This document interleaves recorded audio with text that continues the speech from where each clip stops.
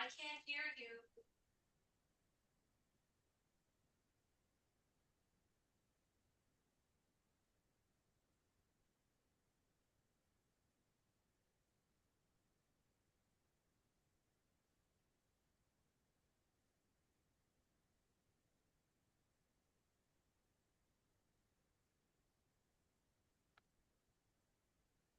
Can you hear me now, Sherry? Yes. Okay. I'll start over. We were doing the adoption of the agenda. I was just mentioning that we're going to make a slight modification in that we're going to bring forward the report regarding the Arthur Area Curling Club loan to right after presentations. Okay. So I have a recommendation here that the agenda for the July 14th, 2025 regular meeting of council be accepted and passed as amended by moving consideration of report TR 2025-005 Arthur Area Curling Club interest-free loan immediately after presentations. That moved by Councillor McCabe, seconded by Councillor Rankin. All those in favor? Carried. Thank you. Any disclosure of pecuniary interest today? I have none to declare. Councillor McCabe? I have none. Councillor Rankin? I have none. Councillor Burke? I have none. Councillor Hearn? No. Okay, thank you. We'll then move to Canada. Yeah.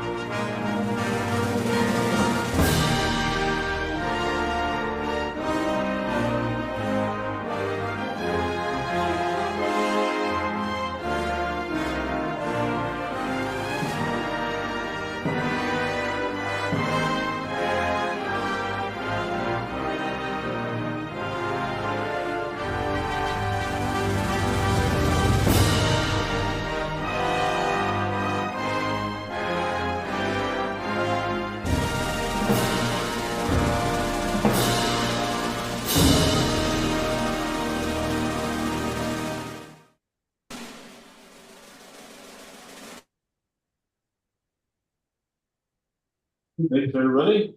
Next up, we have our presentation this afternoon from the Arthur Curling. Welcome, Jeff. Chris and Tracy to join us.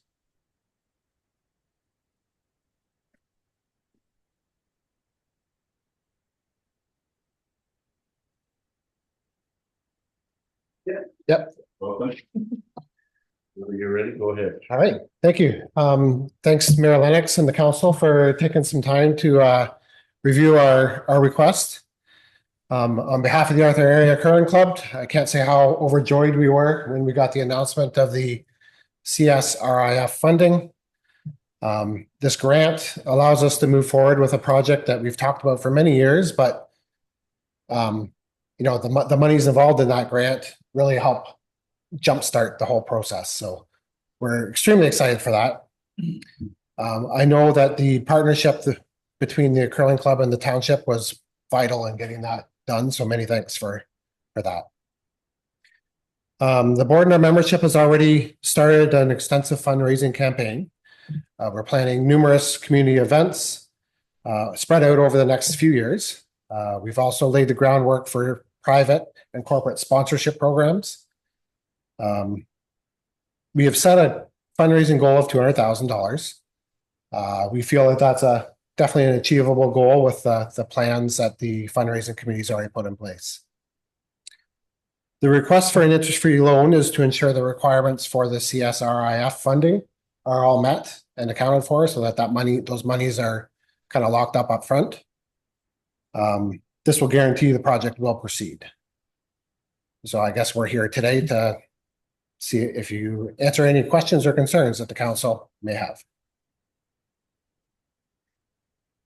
Chris, any questions from council? None for me, it's pretty straightforward, so. Jerry, Lisa, did you have any questions? Yeah, go ahead, Sherry. Yes, so thank you very much for your request and congratulations on your funding from the province.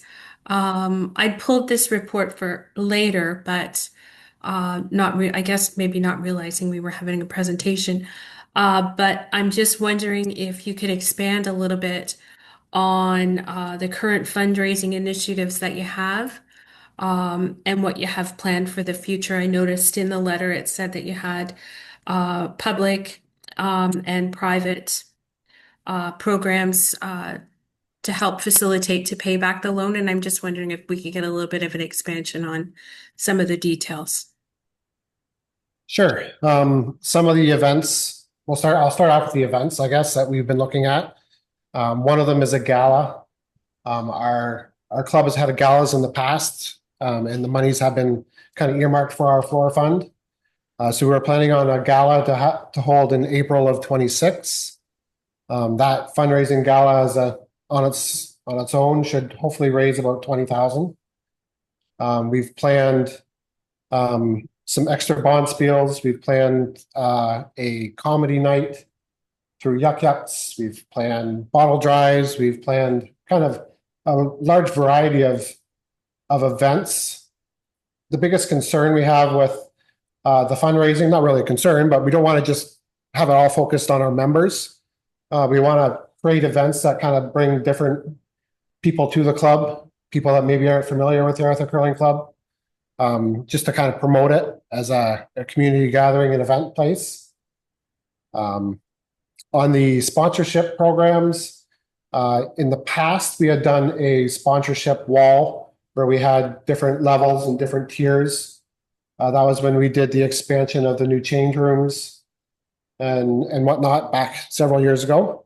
So we're kind of thinking the similar thing now, with different sponsorship levels up to from 10,000 right down to $100. And then kind of each tier of sponsorship has its own category as to what it gets you as far as recognition goes. So we're hoping, yeah, between private and corporate sponsors is where those monies will come in. Okay, thank you for that. Any other questions for Tracy and Councilor Reddick?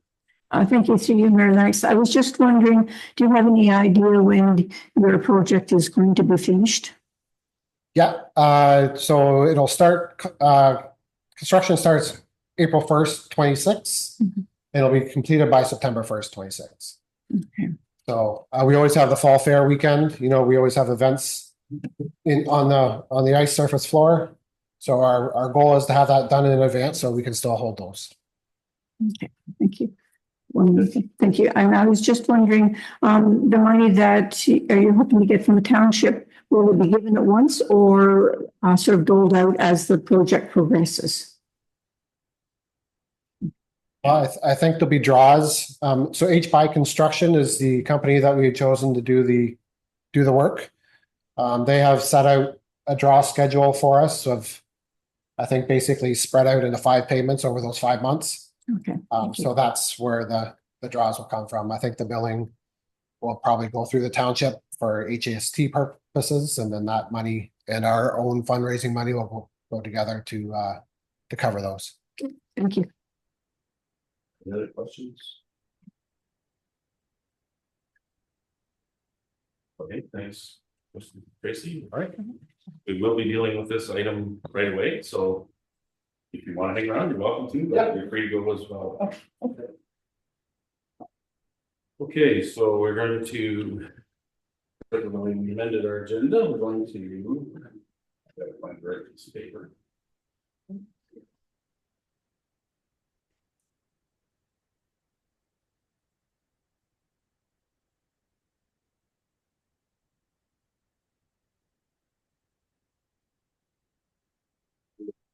This is item 3A from our items for consideration that we're bringing forward. We have a recommendation here. Council of the Corporation of the Township of Wellington North received report TR 2025-005 being a report on the Arthur Area Curling Club interest-free loan. And the council approve a bridge loan not to exceed $200,000 for repairs to the Arthur Area Curling Club. And further, the council directs staff to prepare a loan agreement with the Arthur Area Curling Club in the amount of $200,000 at 0% interest rate for a period of 5 years, commencing July 1st, 2026. And further, that if the loan is not paid by July 1st, 2031, that interest be charged at a rate based on the applicable Bank of Canada prime rate as of July 2nd, 2031. And further, that the mayor and clerk be authorized to sign the bylaw to enter into the agreements. Okay, a mover and a seconder for that, please. Councilor Rankin and Councilor McCabe, thank you. Questions, comments? Okay, I think it's great that we're able to support the curling club with this. I know we've done this in a similar fashion with the Mount Forest Curling Club when they went through their upgrades, and in fact, I was on the executive of the Arthur Curling Club the last time they came in and got a loan for the change room expansion. So it's kind of funny how things come full circle sometimes. And with that, unless there's other comments, I'll call the question. All those in favor? It's carried. Thank you.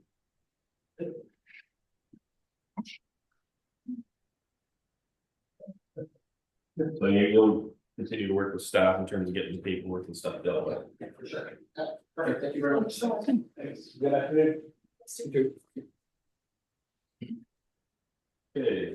So we'll recess to move into the public meeting. I have a recommendation here that the Council of the Corporation of the Township of Wellington North recess the July 14th, 2025 regular meeting of council at 2:13 p.m. for the purpose of holding meetings under the Planning Act. Are you a mover and a seconder for that, please? Councilor Hearn and Councilor Burke, thank you. All those in favor? Carried. So we're recessed from our council meeting. We'll move to the public meeting. And I will call the public meeting to order and ask if there's any disclosure of pecuniary interest in regard to zoning bylaw amendment 01/25 and 07/25. I have none. Sorry, I have none, Mayor. Councilor Rankin, I have none. Councilor Hearn, No. Councilor Burke. I have none. Okay, thank you. So the first application, zoning bylaw amendment 01/25 for the Township of Wellington North. The proposed amendment proposes to amend regulations and provisions that apply to all lands within the township. Site-specific changes are also proposed which may apply to specific properties only. A map isn't provided since the proposed amendment applies to all lands in the township and to numerous specific properties. Purpose and effect of the proposed amendment is to provide for township initiated housekeeping amendments to the comprehensive zoning bylaw. Some of the changes are identified below. 1, general typographical and mapping corrections. 2, add, revise, and update definitions, including commercial motor vehicle, contractor's yard, fourplex, motor vehicle, parking lot, transport establishment, townhouses, etc., whether they be street, cluster, or stacked. And revise swimming pool setbacks to allow a swimming pool in an exterior side yard. Revise outdoor garbage storage regulations to recognize underground storage containers. Revise home occupation regulations to permit a home occupation within a detached accessory structure. Revise wording to clarify parking and driveway requirements. Update regulations for accessory dwelling units to reflect the latest provincial legislation, including wording to permit tandem parking in front of a dwelling for an additional dwelling unit. Remove holding provision language in various zones and site-specific exceptions where not needed. Add a medical clinic as permitted use in a commercial C2 zone. Add specific regulations for stacked townhouse dwellings to provide further clarity. Reduce the minimum landscaped area for residential dwellings. Remove parking lots and parking areas as standalone permitted uses in certain zones. Remove and/or amend site-specific exemptions to remove expired garden suites, former uses, redundant restrictions and unnecessary wording. And revise zoning map schedules to amend zoning on-site specific properties to remove former uses, reflect current use of the property, and reflect more up-to-date environmental mapping. Please note, this is not a complete list and more information can be obtained from the township office. How was notice given for this public meeting? Notices were mailed to applicable agencies and posted in the Wellington Advertiser on June 19th, 2025. We got doing, I have Curtis on my agenda, but I don't see Curtis here, so you taking this one, Zach? Yep, I'll take it, Mr. Mayor. Thank you. And good job explaining all the changes there. I don't think I have to do too much. I'll just briefly explain. The township's initiated a housekeeping amendment. The last one was done in 2022. The purpose of today's public meeting is to collect feedback from council and members of the public, and we'll report back with a final report and recommendation for the bylaw. We've included the draft mapping in the public meeting report as well. It's quite extensive, the number of changes.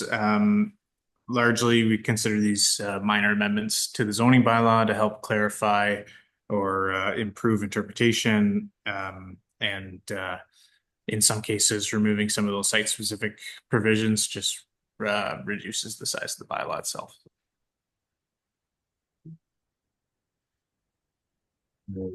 We got correspondence from Gray County and also from the Ministry of Transportation, Vancouver Conservation Authority, and Sodom Conservation. And is any further correspondence been received in respect to this application? Correspondence was received from Adrian Duker, the owner of the vacant lot at 6 Duke Street in Arthur, and he is in favor of the zoning bylaw amendment for the property to be changed from R1C-7 to R2 zone. Anyone wishing notice of the decision of the bylaw? The bylaw will be considered at a future council meeting. Persons wishing notice of the passing of the bylaw must submit a written request. And with that, I'll open the floor for any questions or comments. No, anyone here in chambers?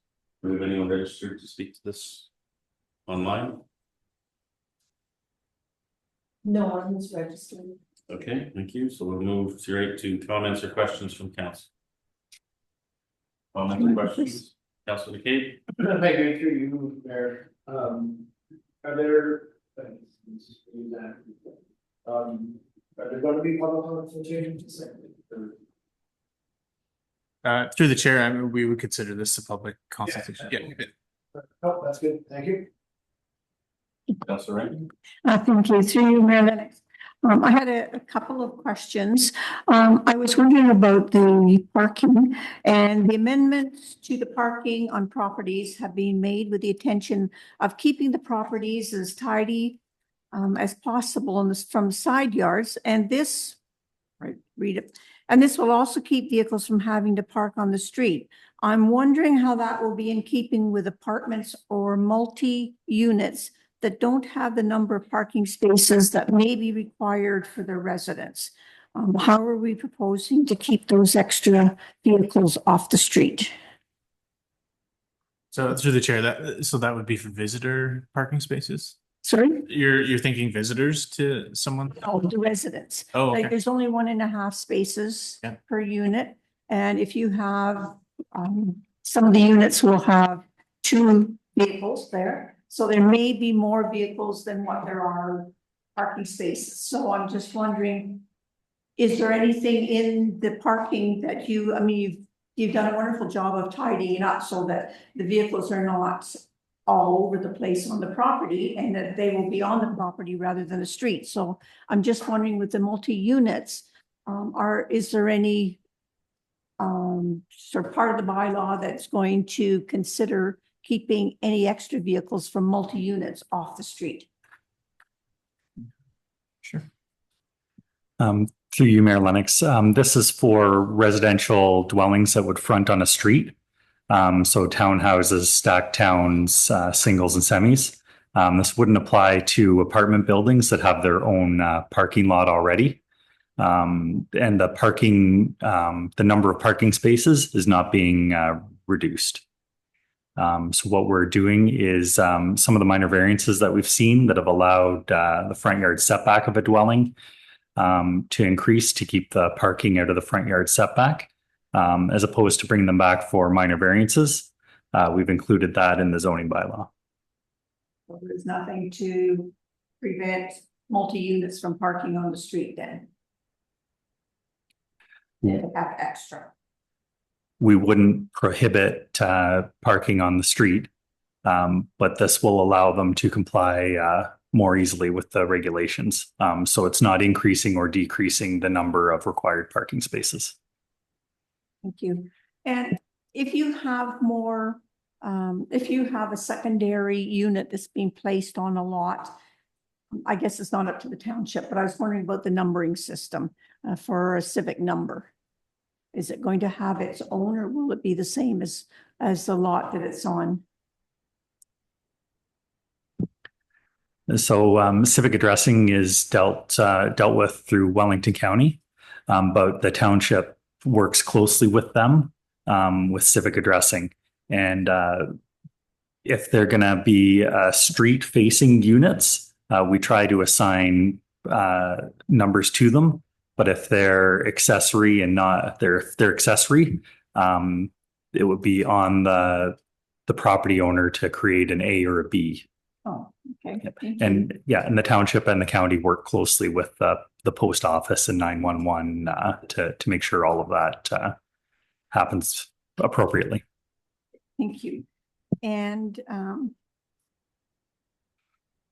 if the MDSs are being lowered from 50 to 30, does that mean that the developers can still come back and ask for variance on that? Sorry, can you repeat that question? The MDSs are being lowered from 50 to 30%. So the garden area. So does that mean that the developers still have the ability to come back and ask for a variance to make it lower? Yeah, through the chair, any of the provisions, owner or developer can apply for minor variance. So generally, reducing the front yard landscaping area, 30% is what we're seeing in most new developments, and more standard with what we're seeing in other municipalities as well too. Okay, thank you. And I was just wondering, when you're mentioning 4 townhouses together, there's no mention of easements at all. Is that something that comes in on a case? Through the chair, yes, you mean to access the rear yards, like where the two in the middle have to. If the 2 middle units need access easement down the outside of the outer ones and cross the yard. Yeah, so we don't deal with that through zoning bylaw. We deal with that at the time of the severance or as a condition of the subdivision or part lot control. And we ensure at that time that those easements go in place at the time that the lots are created. As well as any servicing easements that are required. Okay. That's right. Okay. Any other questions? I'm fine, thanks. Councilor Burke? Yeah, so along some of the same concerns as Councilor Rankin, the landscaped area, the reduced from 50 to 30. I mean, we hear a lot that the landscaped area isn't large enough for snow storage. At least I do in the wintertime. So not a big fan of reducing it to 30. I know we have done some minor variances as of late, but I don't recall us going down to 30%. So I'd like to see that revisited, just because we are proposing a lot of changes with regards to the ADUs. So to reduce that landscaped area, I sort of think is ludicrous to do that. And I also wanted to just touch on, we have the stacked units, the stacked townhome units.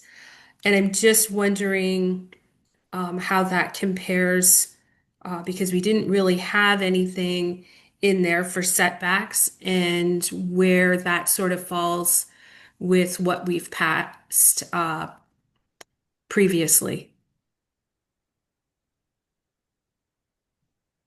So through the chair, previously stacked townhouses fell under the same provisions as cluster townhouses. So what we're doing is kind of clarifying that in this bylaw. So stacked townhouses have been permitted in the zoning bylaw, but under cluster townhouses. So it's been a bit confusing, and we're trying to clarify that. I think what Councillor Burke is asking, and correct me if I'm wrong, Sherry, but would the existing stacked townhomes that we've already approved be Fit into this spot to be fit into compliant under this, the new yes. regulations?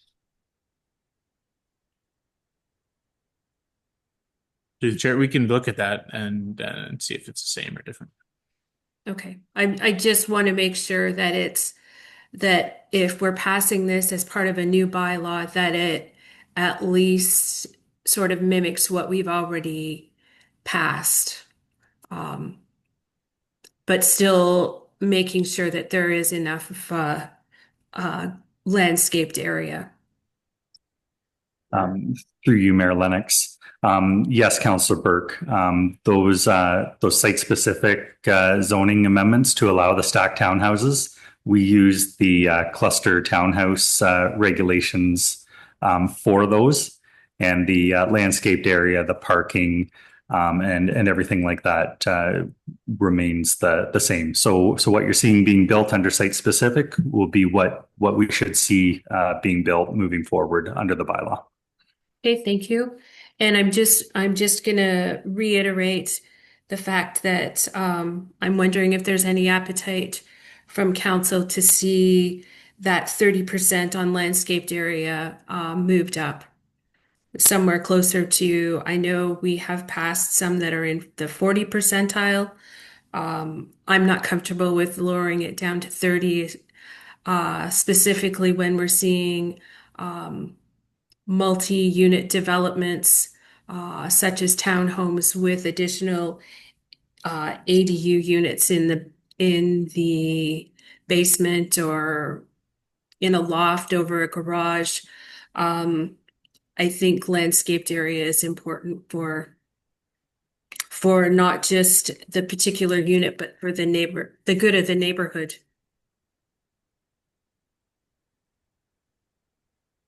All right, now we'll see whether we have any feedback on that, Councillor Burke. Councillor Rankin? Thank you, through you, Mayor Lennox.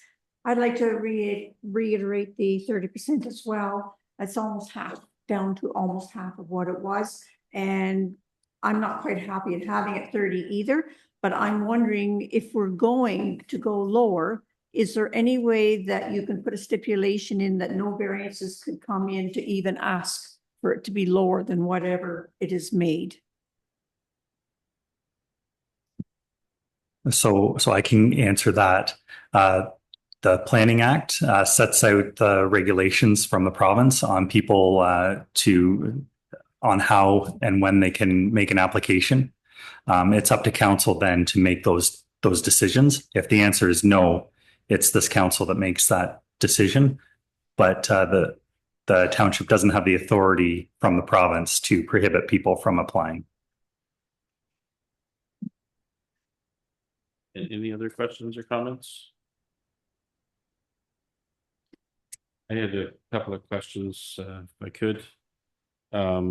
So I know I was one of the people pushing for the changes to get us to recognize stacked townhomes in a different way. You just want to make sure that we're considering all the various permutations as much as we can on those, like whether it's stacked or back to back or those type of things. Do we have a degree of confidence that we can cover all of those various variations that we're aware of? I'll take a first crack and then I'll leave it to Zach. I believe we do. Where definitions get funny is whenever we start adding ADUs into these multi-family residential buildings. And then the tricky part is it a single with an ADU? Is it a duplex? So it's, yeah, there's some fine lines in there, but, we'd be more likely that something would fit in 2 boxes as opposed to no boxes, if that helps. It maybe doesn't help staff, but it, Fair enough. And I just want to revisit the landscape area thing from a little bit different lens. A lot of developments we've seen lately have been pushing back on our 6-meter frontage setback. And I think we've been holding the line for the most part, but to some of the comments that were made around snow storage, if we were to have less than 6-meter setback on the front yard, and then we go to less landscaped area, that makes the snow storage issue much more acute. So I guess, is there a way that we can have a minimum landscaped area in terms of, and I'm just trying to think of a way that we can ensure that we keep a certain amount of front yard space for snow storage. I mean, in some of our newer developments, we can clearly see that snow storage this past winter became an issue. So just, is there any comments in terms of what we could do from a regulatory perspective to make sure that if we're going to reduce it to 30%, then is there a way to ensure that we're not also having a reduced front yard setback? So through you, Mayor Lennox, absolutely. And I agree that 6-meter front yard setback is important, because that's really what it takes to fit a vehicle in, is that 6 meters or 20 feet. But I think it would be important for staff and council, whenever we see subdivisions come in, to kind of hold that line of that minimum front yard setback, recognizing that there's potentially a reduced front yard landscaped area. And if reductions were needed or appropriate, that we could steer them towards side yards and rear yards, as opposed to the front yard, or building envelope size, really. If that answers your question. Yeah, I think so. I think the onus is still on us to make sure that we're not granting this in a situation where we have a reduced front yard setback. But that doesn't take care of existing situations. Right. Yeah. I guess what I was asking is if there's a way that we could put in a minimum area, so that, say there's an existing one where they have an existing 4-meter setback due to historical situation, and they wanted to go from 50 down to 30 in terms of the landscape area. Now we've reduced the potential area for snow storage significantly. Is there a way that then we could say, no, you can't go to 30% because you don't have enough landscape total square footage space to accommodate snow storage? Through the mayor, I think that's something we can have a look at, but the zoning bylaws, so many different ways to slice and dice it. One thing often that we see the reduced landscaping number being reduced is so that people can widen their driveways. So some municipalities will have a maximum driveway width, or only to face the garage and that sort of thing. So we could look at stuff like that as well too. Yeah, I just want to make sure that as much as possible, we can keep snow stored in an appropriate location, even in winters like 2024, 25. Yeah, I think there's some multiple avenues we can take, and yeah, very much understand the comment, and we can look at some ways to accommodate something like that and bring it forward with the bylaw in a few weeks or months' time. The reduction in the landscaped area is kind of a trickle effect in 2018 and in 2022 with the housekeeping amendments. We reduced frontages, and this is kind of a trickle effect from the reduced frontage that we're dealing with. And just for some background on why we are where we are. And I think it just reinforces why we need to hold the line on the front yard setbacks. Okay, thank you. Any other questions or comments? Okay.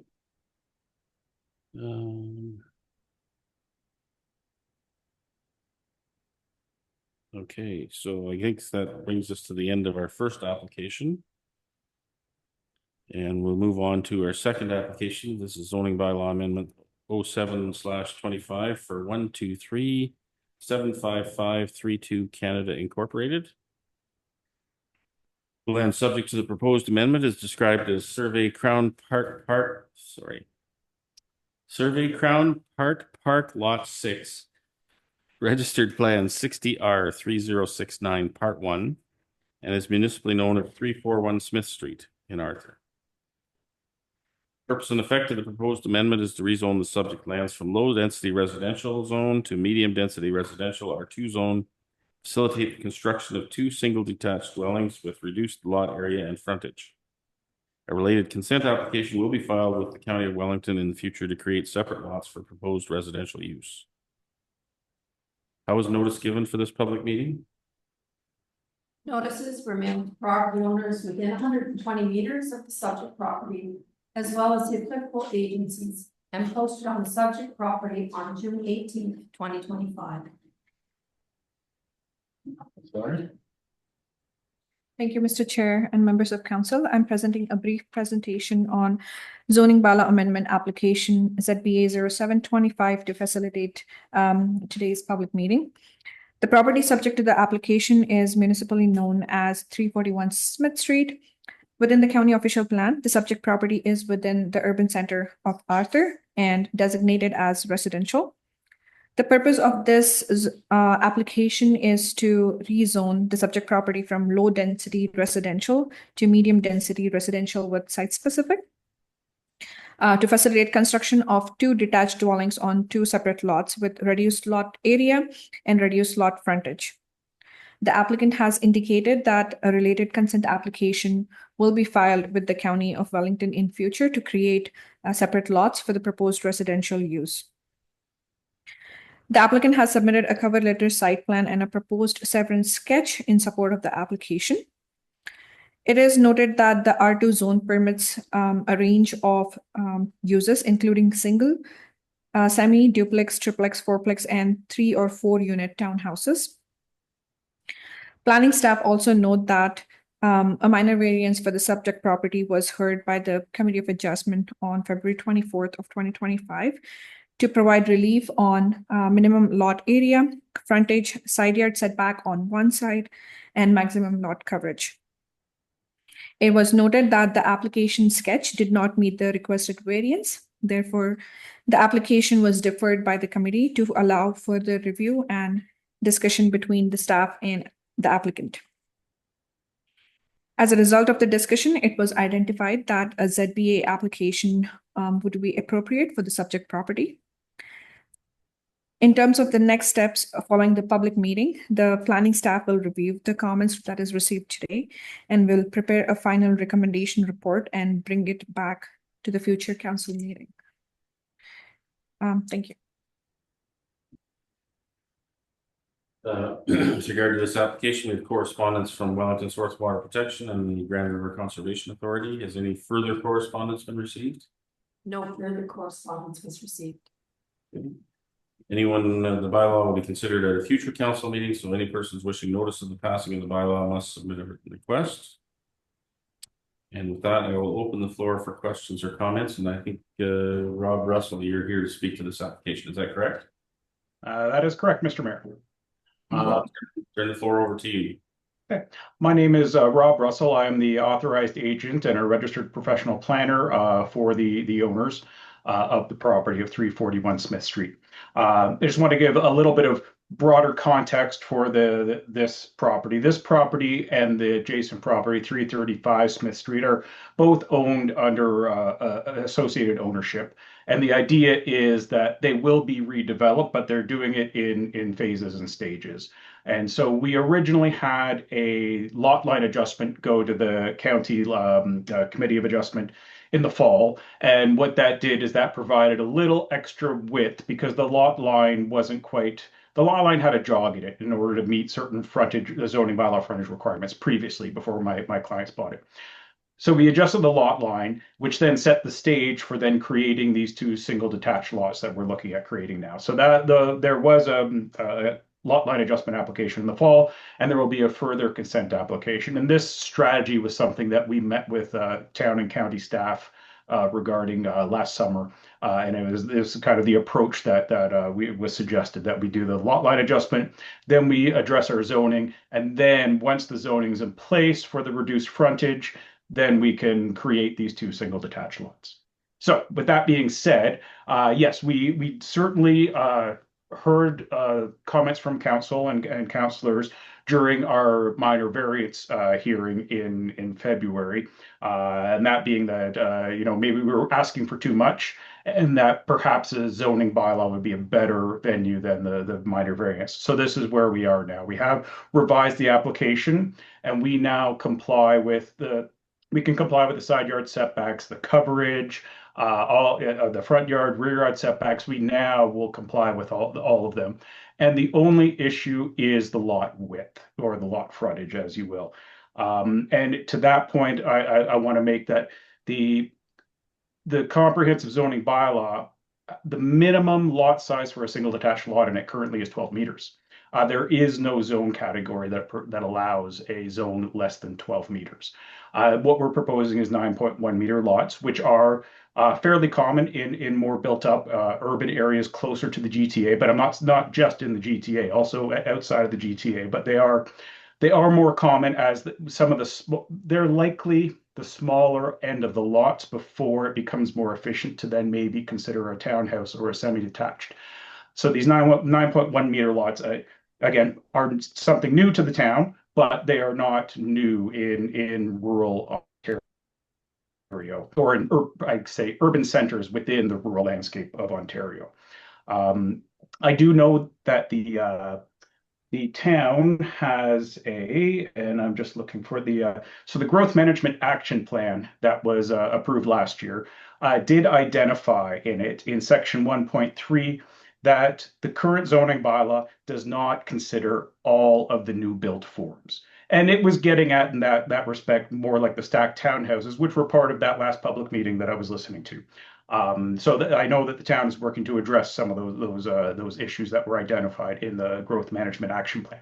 But I do think that there also needs to be consideration of some of these smaller single detached lots to ensure there's a variety of there's less expensive, there's more affordable. I don't want, and I use the term affordable in quotes. This is not defined affordable. We don't know what the cost of these units will be yet. But it certainly is going to be less expensive for this type of unit as opposed to a house that would fit on a 12-meter lot. So this is sort of that bridge between getting in those multiple attached, like a semi-detached or a townhouse, versus the 12-meter single detached, which is currently permitted in the zoning bylaw. We're trying to find a middle ground in here, and that's really what these lot sizes are. Typical lot depths are roughly around 30 meters, and that's reflected in the zoning bylaw. A 12-meter lot by 31 meters deep is that minimum lot size in this zone that we're proposing. So that reflects, we're still meeting that 30-meter, what's established in the zoning bylaw for the rest of the zones. We're still providing that same lot depth, but the reason the lot area also needs to be reduced is only because is a direct result of the requested reduction to the frontage. And I think that generally covers most of what I wanted to address, and I would be happy to answer any questions. I just want to stress in summary, this is a primary urban center. This is where growth and intensification is supposed to happen, and we're trying to provide a product that's not currently available. So I know that there are townhouses. There are townhouses adjacent to this site. There are lots of single detached on larger lots. This is something in between those two that will appeal to a different market segment. People who still want their yard, still want their own private lot, don't want to deal with a condo board, but they might not be able to afford those 12-meter and 15-meter lots. And with that, I'd be happy to answer any questions. Thanks, Rob. Did we have anyone else registered to speak on this application? No one else registered to speak. Okay. So we'll open the floor for questions or comments from council. I have none. I have none. I'm seeing lots of shaking heads. So I guess apropos of the previous discussion of what I raised with regard to the front yards and snow storage, this additional narrowing of lots is going to continue to exacerbate this problem. And especially on a street like Smith Street, I find that very hard to be supported. I think I would be way more supportive of a semi-detached in this location rather than two single detached. And I find it a bit troubling too, that the application for the lot line adjustment did highlight a single detached as opposed to two single detached when the application came before us for a recommendation to the land division committee as well. And as I recall, as it came to land division, it also referenced a single detached unit as opposed to two. And now we're going back and revisiting this. When we did the original lot line adjustment, we probably could have made some additional width available and still allowed for that property behind to be developed. So I'm struggling to be supportive of this. I do agree that there's a need for a variety of housing types. I'm not sure that a narrow lot frontage in this location is the smartest move, given the need for snow storage that we saw demonstrated quite dramatically in this past winter. But I do thank the applicant for making adjustments from the original application so that we didn't have the degree of variances that we saw with it. Any other questions or comments? I'd be happy to provide some feedback on your comments just now with your leave, Mr. Mayor. Sure. I did listen attentively to the comments about the snow storage, and it absolutely it is a concern as you start reducing landscape area. I unfortunately was not able to quickly measure what our landscape area is in the front, but we are over 50%. With a single car garage and 9.1 meters, you think a 3-meter driveway, you have a 9.1 meter yard. We're probably closer to 60 to 70% of landscape area. So there is still a lot of area, and with only the need to clear a single car width of snow of driveway. So yes, I agree it is a concern. I think our current proposal though should address that. I don't recall what the staff report said when the lot line adjustment went there in the fall, but our applications were always clear that the proposal was eventually to have two single detached lots. I'm not sure where the miscommunication or the break happened, but certainly everything we've provided to staff has always suggested we're looking at two single detached here. But again, we'll take these comments back. We'll discuss with staff and the client, and we'll see what comes forth. Any other questions or comments at this point? Okay, I don't see any, so I guess that brings us to the end of our public meeting. I have a recommendation here that the public meeting of July 14th, 2025 be adjourned at 2:49 p.m. Moved by Councillor McCabe, seconded by Councillor Rankin. All those in favor? Carried. Thank you. Great. Thank you. Thank you. Move back to our regular council agenda. And a recommendation to resume the regular meeting of council, and the recommendation is that the council of the corporation of the Township of Wellington North resume the July 14th, 2025 regular meeting of council at 2:49 p.m. Moved by Councillor Burke, seconded by Councillor Hearn. All those in favor? That's carried. Thank you. I don't think you have any questions on agenda items today. We've got more business arising from previous meetings. So we are on to identification of the items requiring separate discussion. Oh, minutes. Oh, I'm going too fast. Okay, we need to deal with the minutes, my mistake. So for a recommendation that the minutes of the regular meeting of council held on June 23rd, 2025 be adopted as circulated. Can I get a mover and a seconder, please? Councillor Burke. Councillor Rankin, thank you. Any questions or comments on those minutes? All those in favor? That's carried. Thank you. Now we can move on to the identified items for discussion. So we have pulled out 2A, 2B, 3A, which we've already dealt with. 3B, and 4A. Then we will deal with everything else. I have a recommendation that all items listed under items for consideration on the July 14th, 2025 council agenda, with the exception of those items identified for separate discussion, be approved and the recommendations therein be adopted. Mover and seconder, please. Councilor Rankin and Councilor McCabe, thank you. All those in favor? It's carried. Thank you. So we'll move on to 2A. So in regard to the volunteer celebration and newcomer welcome, a recommendation that the Council of the Corporation of the Township of Wellington North receive report C and ED 2025-20, being a report on the upcoming volunteer celebration and newcomer welcome event. And the council invite all volunteers and newcomers in our community to join us on Thursday, September 18th, 2025, from 11 a.m. to 2 p.m. at the Forest and District Sports Complex for a volunteer celebration and newcomer welcome event. I get a mover and a seconder for that. Councilor Burke and Councilor Rankin, thank you. Questions, comments? Councilor Burke? Yes, thank you, Mayor Lennox. Since the inaugural event, it's always an extra special event to highlight because it's an opportunity to recognize the staff that put a lot of hard work into coordinating the event, and also to celebrate and acknowledge the many dedicated volunteers that assist in shaping our community, from parks to archives and everything in between. And also to connect with those that have chosen Wellington North as their home base and to showcase the greater parts of how they can be involved within the community. So mark your calendar. I think it's a great event. And I hope lots of people come out and enjoy it. Councilor Burke. Any other questions or comments on this one? Councilor Rankin? Thank you, through you, Mayor Lennox. I just also wanted to thank staff for getting the letter out so early that we can invite any newcomers that we come across. I know I can have them at the farmer's market, and I've done it in other years, handed it out. So it's nice to have it early. Thank you.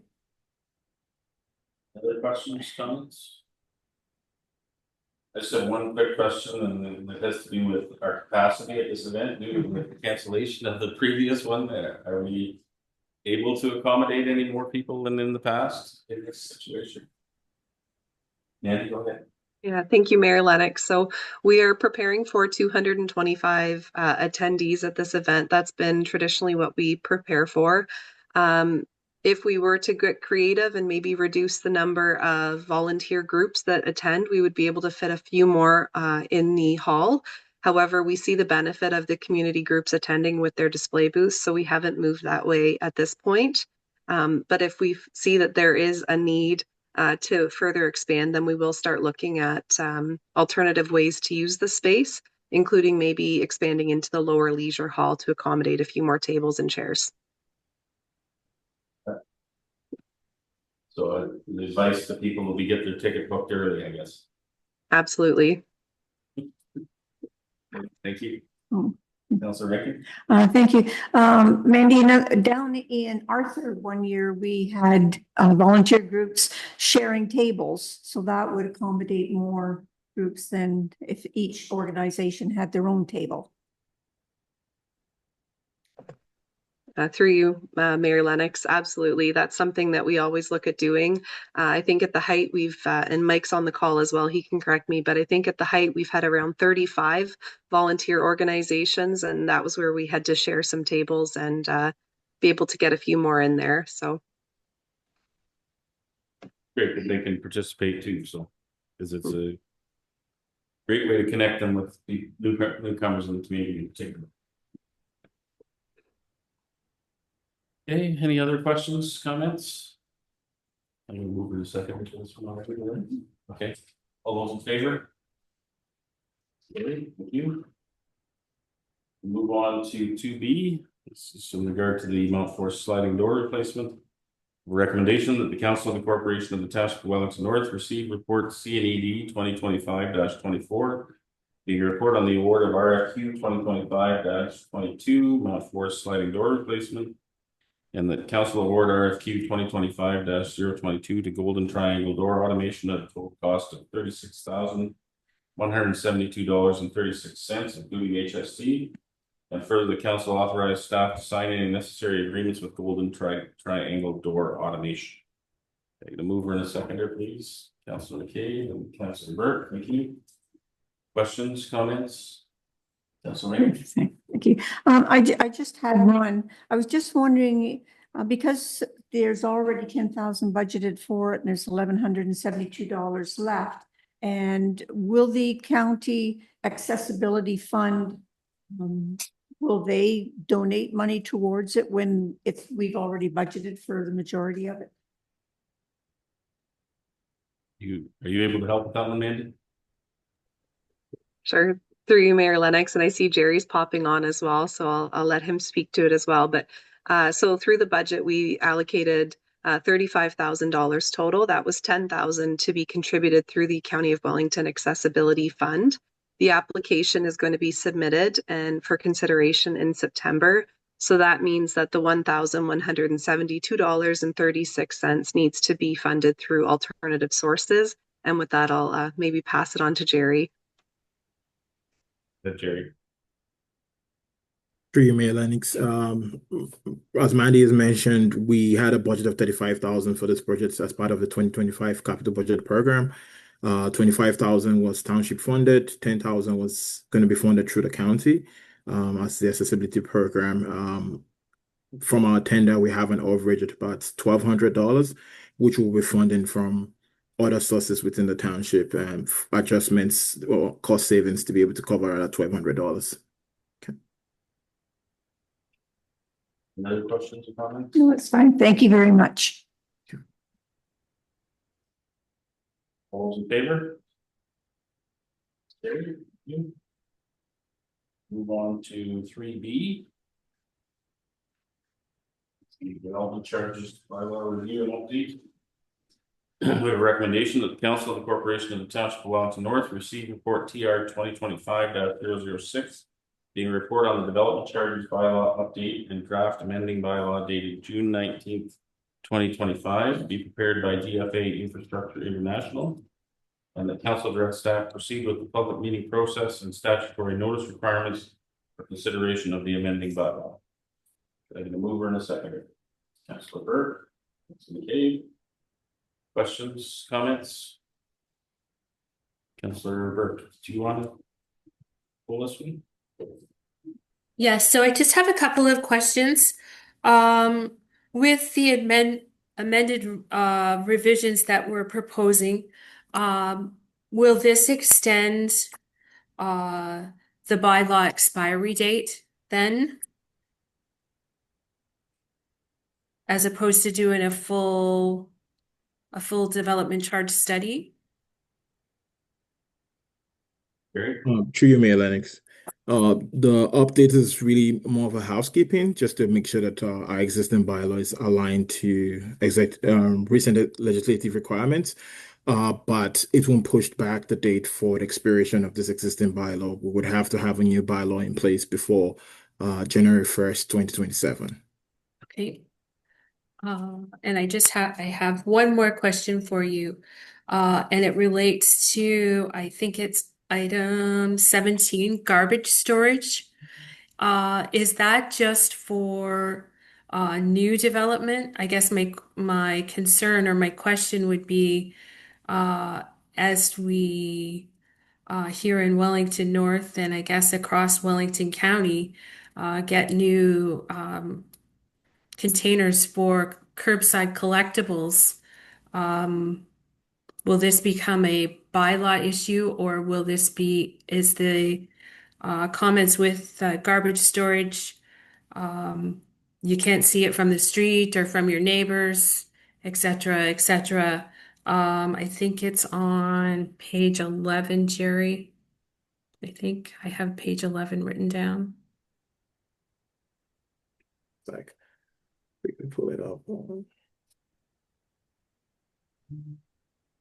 Oh, Hi, Sherry. Yeah. We can go back, review that, and then come back to you with comments. I can't see the page right now, but I'll take a look at it and provide some comments back. Yeah, I'm just wondering if that is going to cause some concern, if it's part of a bylaw development, does it become a development charged policy? Does it then become something that should be looked at as a bylaw? Not because of new development, but because of existing developments that may not have the storage capacity for the new collection containers. True, Melanie. We'll take that back, look at it, and then provide some comments. Okay. Okay, thank you very much, Jerry. Any other questions or comments? All those in favor? It's carried. Thank you. Move on to the pedestrian crossing, George Street. That's 4A. The recommendation. Council of the Corporation of the Township of Wellington North received report INF 2025-14, being a report on the George Street Arthur pedestrian crossing. And further, the council directs staff to combine 2 existing parking stalls in the municipal parking lot located at 154 George Street and create 1 new barrier-free parking stall. And further, the council directs staff to submit Triton warrant analysis report to MTO for approval of a new level 2 type B pedestrian crossover at the existing mid-block pedestrian curb extension location. Could I get a mover and a seconder for that, please? Councilor Rankin and Councilor Hearn, thank you. Questions, comments? Councilor McKay. Thank you, and through you, Mayor. I'm not sure who can or should direct this to, excuse me. Like you, Tammy.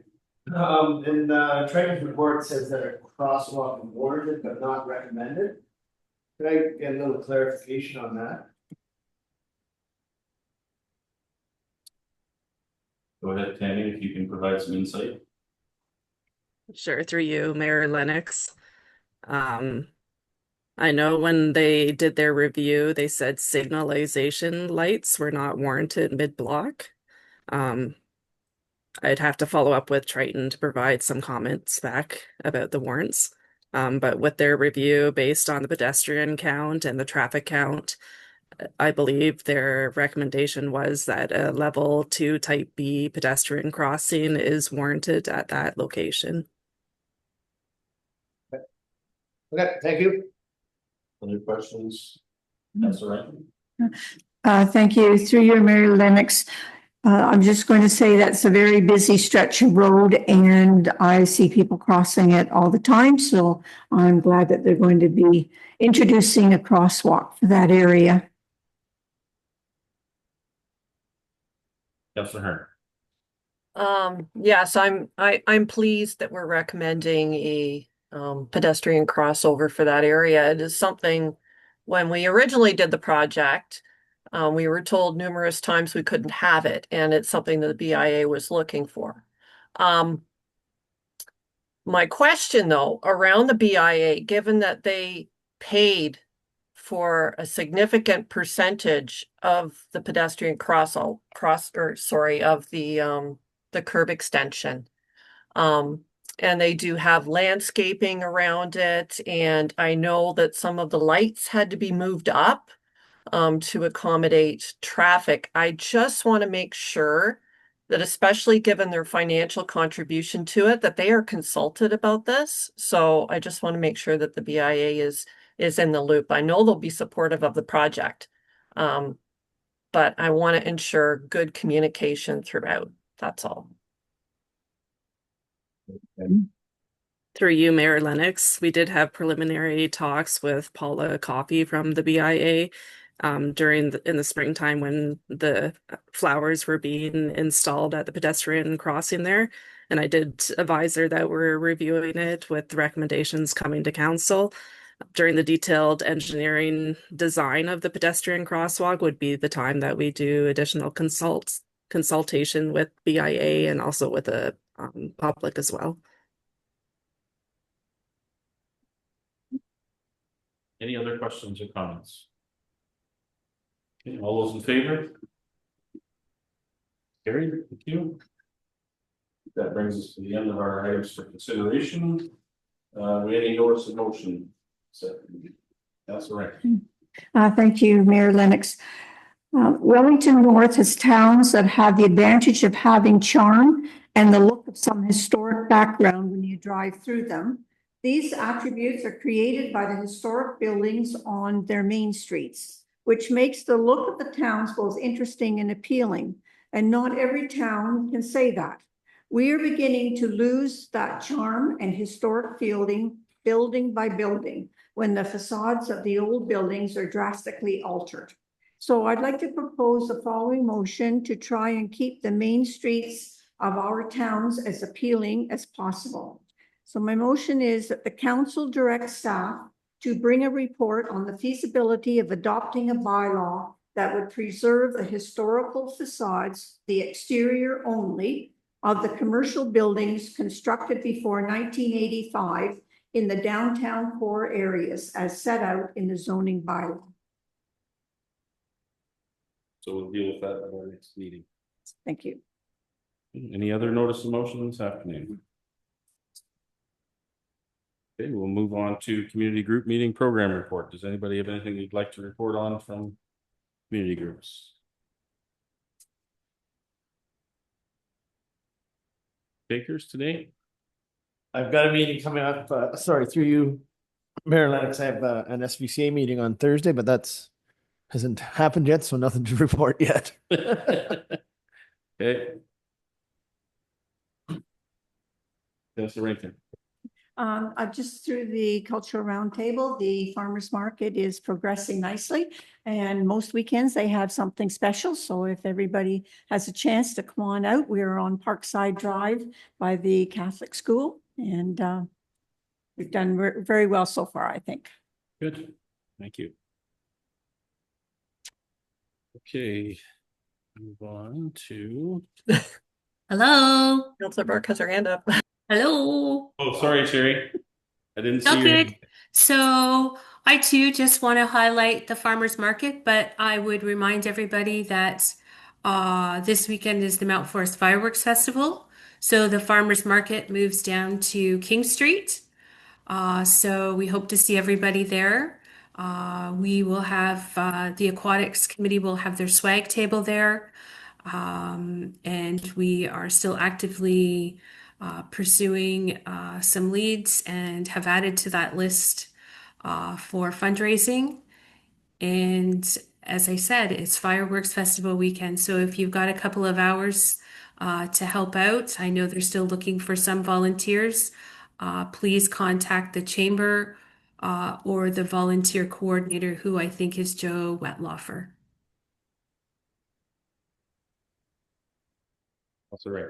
Just like to add one thing to Councillor Burke's.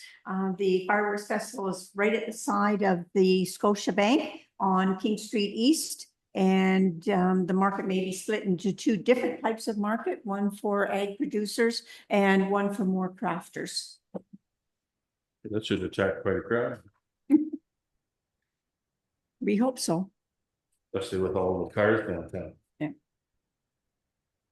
Okay, we'll move on to bylaws then. We just had one to deal with today, and we have a recommendation that bylaw number 42-2025 be read and passed. I get a mover and a seconder for that, please. Councilor McCabe and Councilor Rankin, thank you. All those in favor? Carried. Thank you. Cultural moments. And I swear I haven't seen the Swamp Sisters for a while.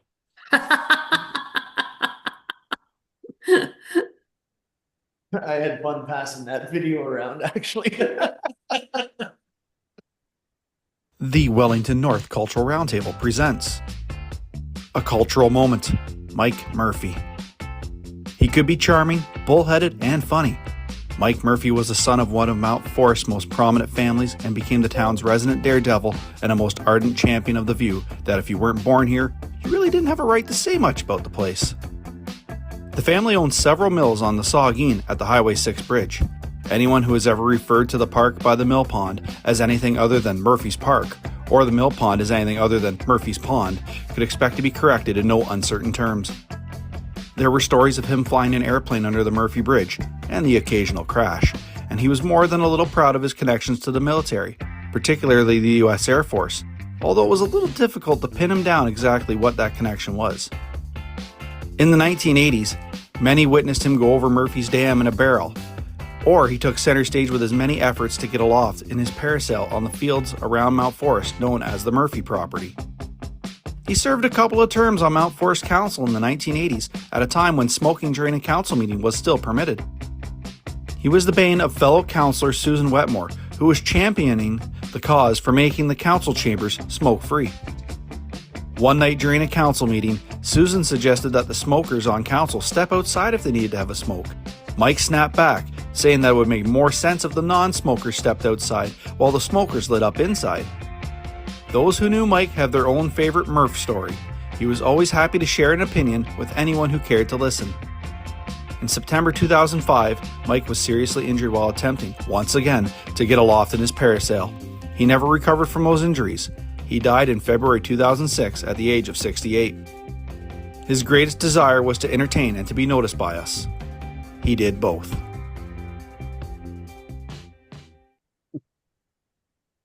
We're getting all the colorful characters out. Okay, we'll move on to our confirming bylaw. Recommendation that bylaw number 43-2025 being a bylaw to confirm the proceedings of the Council of the Corporation of the Township of Wellington North at its regular meeting held on July 14th, 2025 be read and passed. Did I get a mover and a seconder? Councillor Burke and Councillor Rankin, thank you. All those in favor? That's carried, and we'll move before I move to recommendation. Just a reminder of some dates. The farmers market, of course, we heard about earlier, every Saturday till the September the 27th. The Main Street Connecting Link Rehabilitation Public Information Center is this Wednesday from 5 to 7 p.m. at the Mount Forest Fire Hall. Arthur BIA meets on Wednesday at 7:30 to 8:30 p.m. virtually. Mount Forest Chamber of Commerce is to meet Tuesday, July 29th from 5 to 6 p.m. And our next regular council meeting is Monday, the 11th of August. Wait a minute, how did I miss that? It's not on here. Nope. Okay, so 2 weeks from today, 7 p.m. Okay, that said, we'll move to adjourn the meeting. I have a recommendation that the regular council meeting of July 14th, 2025 be adjourned at 3:13 p.m. Moved by Councillor Hearn, seconded by Councillor Rankin. All those in favor? Carried, we're adjourned. Thank you, everybody.